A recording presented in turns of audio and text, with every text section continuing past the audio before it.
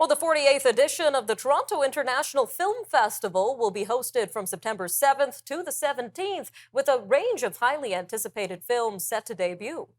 Must-watch films include The End We Start from director Mahalia Bello and Hitman, directed by Richard Linklater.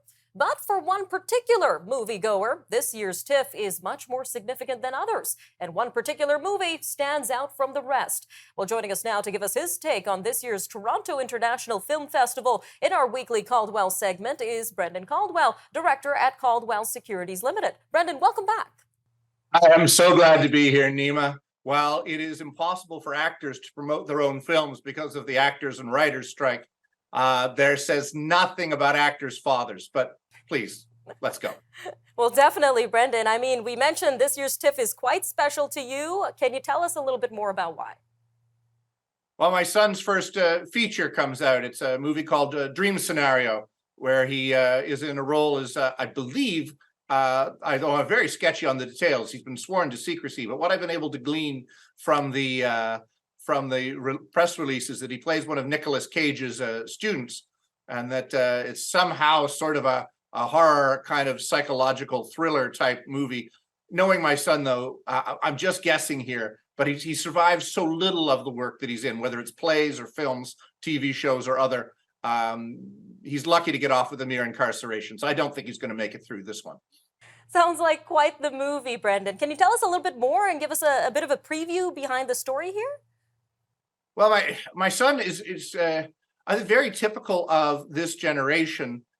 He's 25 at present, but at university, he managed to just be able to squeeze through before the lockdowns started at the beginning of 2020, got himself an agent, but then there was no work to be had in film or anything for a year. So things only started ramping up in kind of 2021.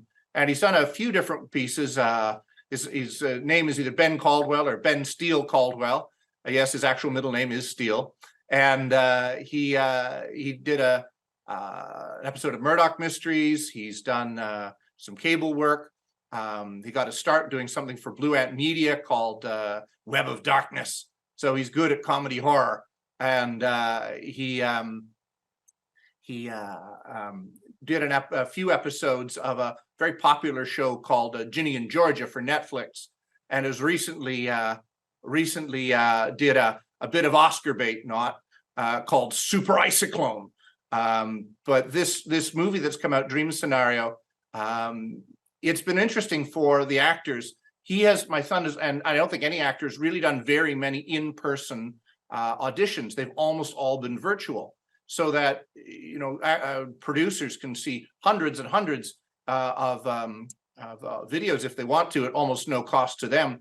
So it's the whole business is a little bit stressful. But the times that he has been able to get an in-person interview, he's been able to always land the part. So this is well, this wasn't the part he was going out for. He did get a part, I believe, as one of Nick Cage's students. So we'll have to see if he survives this. The premiere is at 5:30 in the evening on Saturday the 9th. So I'm very much looking forward to it this Saturday.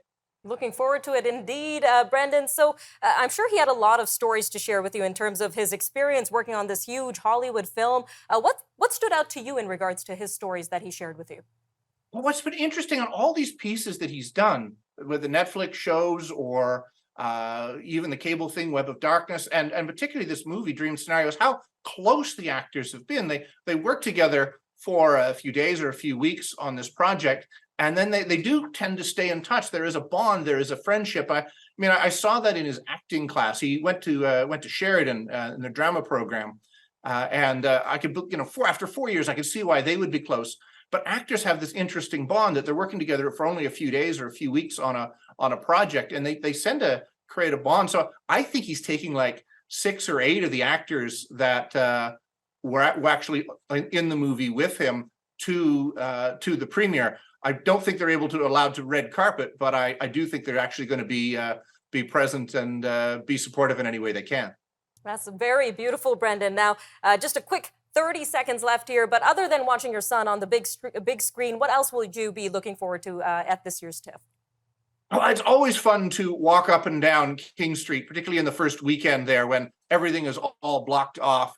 and just to watch the people watching the people. Toronto has got the best people watching in the world. And while I don't know that any of the big stars will be coming up, because again, this actors strike and the writers strike going on in Hollywood has prevented actors from promoting their own films, which seems bizarre to me, but whatever.